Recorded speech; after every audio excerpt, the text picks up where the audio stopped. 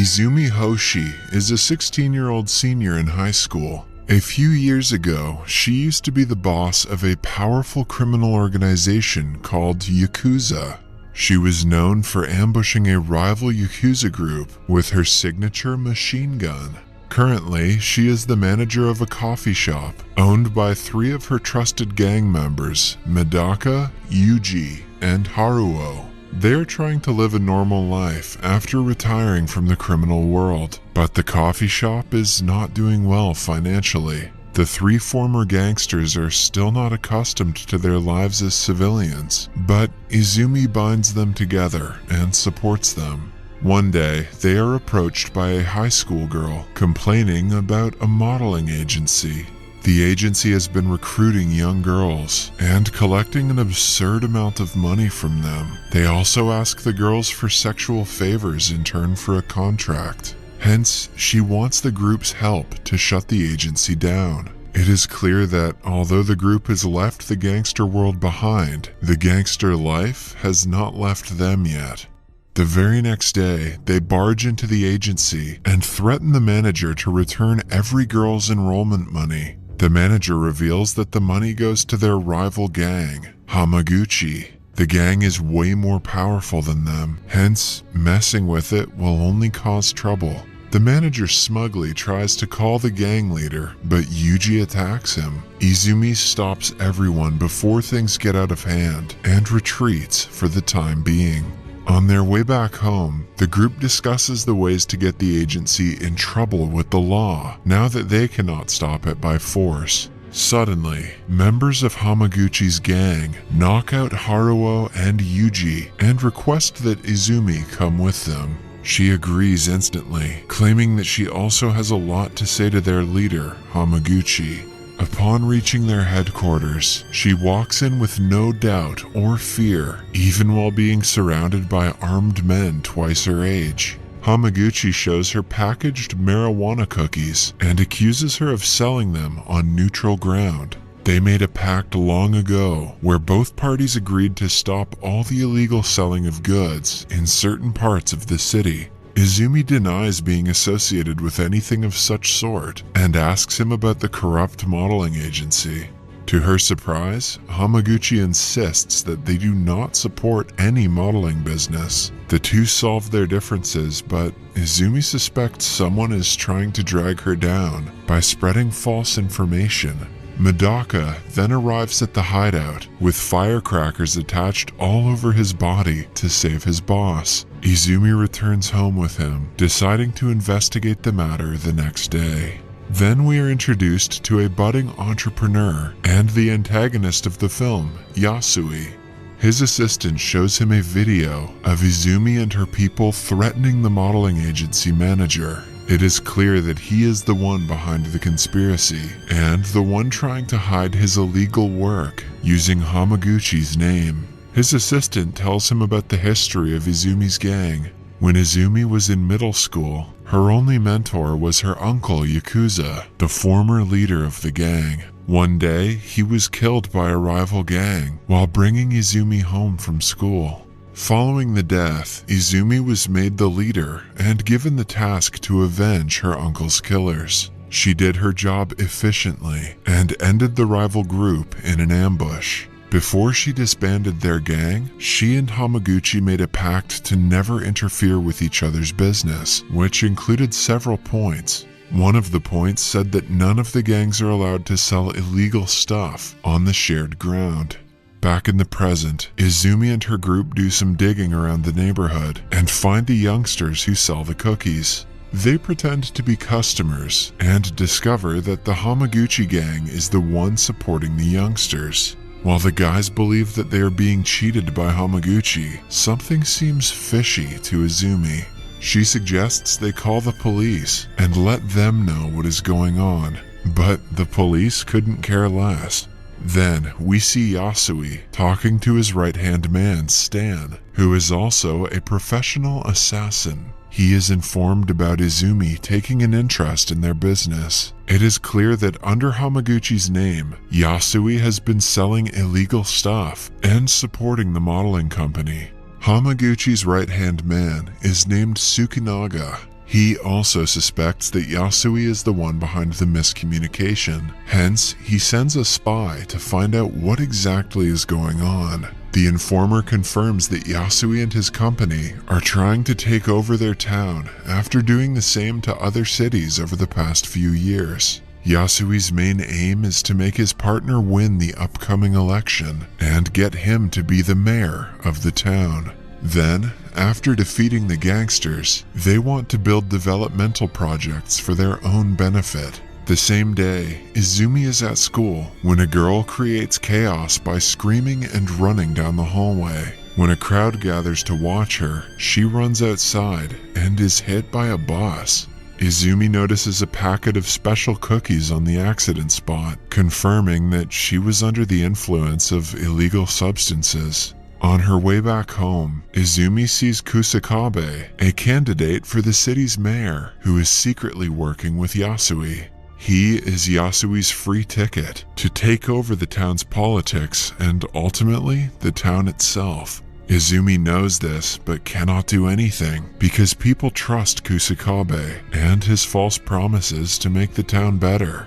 At night, Yasui and his henchmen get the information that Hamaguchi is vulnerable because most of his gang members are out of town. Taking the opportunity, he barges into the gang's headquarters and offers Hamaguchi a deal. If he kindly cooperates and steps down as the leader of the gang, he can be Yasui's partner, and if not, he will be killed instantly. After a lot of thinking, Hamaguchi accepts the offer. However, his right-hand man Tsukinaga is not happy about the deal. He knows that if Yasui is left to rule the city, he will destroy it for his own benefit. Hence, he decides to take Izumi's help to end the matter once and for all. He calls her to a love hotel to talk in secrecy and shows her the news about Yasui's associate Kusakabe winning the election. This means he is now the mayor of the town, and Yasui has gained complete power over it. Tsukinaga asks for Izumi's help to turn the matter around, but she refuses to cooperate with him. After all, he is a trusted member of the rival group. Before leaving, Tsukinaga reminds her that her uncle kept her in charge of the town, and it is her duty to save it from people like Yasui. Medaka, who has also been listening to the conversation, follows Tsukinaga outside and asks him to stay away. It is revealed that Tsukinaga was the one who killed Izumi's uncle, but everyone has hidden the fact from her until now. The next day, Izumi comes home after school to find a crowd of people protesting outside their coffee shop. They believe that the shop is a ruse to sell special cookies to teenagers and must be closed. When Medaka tries to restrict the protesters, he is arrested and thrown in jail. By the end of the day, the place is in shambles. With no hope of the coffee shop's revival, Izumi calls Tsukinaga and agrees to help him in his mission. Yuji and Haruo arrive home from a trip to see Izumi sitting in the middle of the destroyed shop. She asks them to go away and do whatever they want on their own. However, the guys are adamant about sticking by her side, no matter what. They cheer her up and promise to take revenge on whoever spread the false rumor. The next day, Tsukinaga and Izumi go to find the youngster who is selling the special cookies. They find him in the movie theater and threaten him to reveal the truth. The guy discloses that he was asked to sell the cookies by a man with a scar on his face. Tsukinaga instantly recognizes the unnamed as the assassin Stan, who is also Yasui's right-hand man. Before the guy can give them more information, two masked men attack him. They have been sent to kill the guy so he wouldn't sell their secrets to anyone. Izumi and Tsukinaga manage to run away, but the guy is killed in the encounter. The duo runs for quite some time in the rain before they reach a storage place that belonged to Izumi's uncle. Tsukinaga changes into dry clothes as Izumi watches him from behind. She is intrigued by his back tattoo that looks a lot like her uncle's did. They talk for a while, and Tsukinaga reveals that he knew her uncle pretty well. But before he can explain how, Yuji and Haruo barge in, informing them of the modeling agency manager's death. It is clear to them that Yasui is removing any possible suspect that can lead them to him.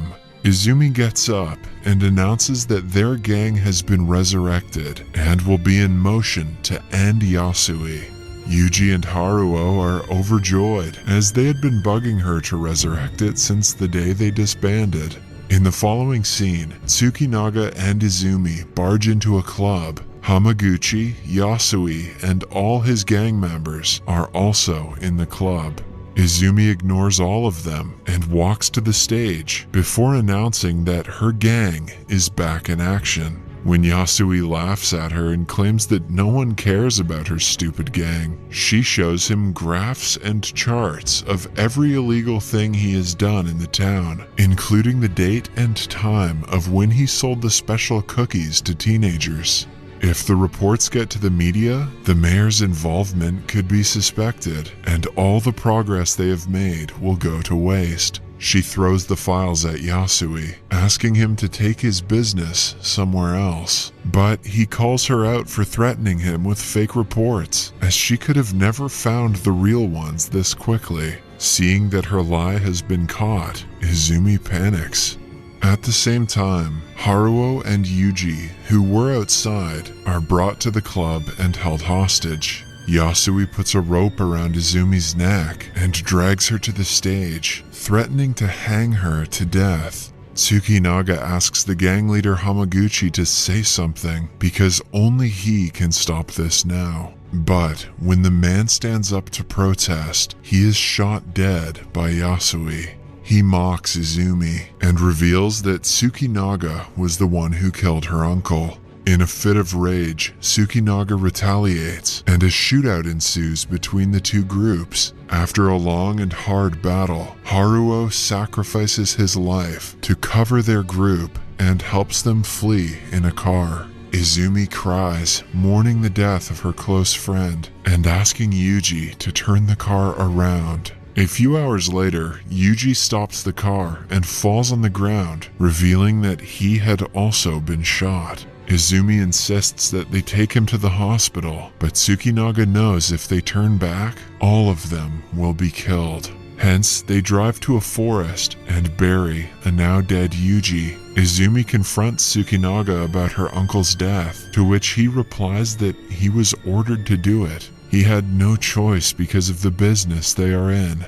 Izumi makes a fuss out of it, so he hands her a gun and urges her to shoot him if she cannot forgive him. However, Izumi cannot bring herself to do so. Following that, the duo secretly returns to the storage place again. After years, Izumi brings out her machine gun, ready to avenge Haruo and Yuji's deaths. Medaka also escapes from prison and joins the two on the mission. They go to Yasui's company headquarters and find Stan outside. Tsukinaga fights him and stabs him to death after a fierce battle. Following that, the trio simply walks into a meeting between Yasui, the mayor, and their associates. Yasui loses his temper and asks them how they got in. Izumi doesn't back down and fires at the group at random. Tsukinaga and Medaka join, killing everyone else but Yasui. But then, Medaka gets shot in the arm and is injured. Seconds later, Yasui fires at Izumi, but Tsukinaga takes the bullet for her. With both of those close to her on the floor, Izumi freezes. Yasui walks towards her, but is shot by Medaka before doing her any harm. With a final attack, Tsukinaga finishes him before falling into Izumi's arms. He calls her beautiful with his last breath as she kisses him. In the end, she and Medaka walk outside the building. When the police arrive, Medaka turns himself in and saves her. A few months later, Izumi visits Tsukinaga's grave and tells him that she and Medaka keep in touch through letters. She has also given Haruo a proper burial and hopes that he found peace. Her life has returned back to normal, She still owns the coffee shop that makes her just enough money. In the last scene, we see Izumi graduate high school. She sings a song in the memory of the people who died to save her. Subscribe for more videos like this, turn on notifications, and leave a like to help the channel out. Thank you for watching.